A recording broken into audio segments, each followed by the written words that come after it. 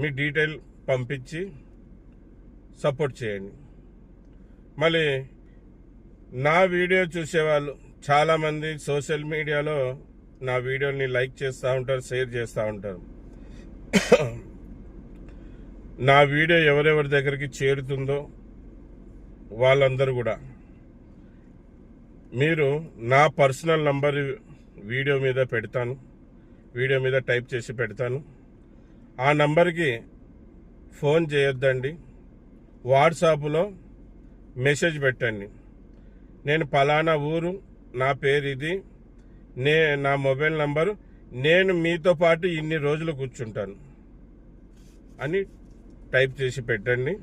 అది నేను నోట్ చేసుకొని మా దాంట్లో ఉన్న కమిటీ మెంబర్స్కి ఇచ్చి ఒక లెటర్ తయారు చేపిస్తాను.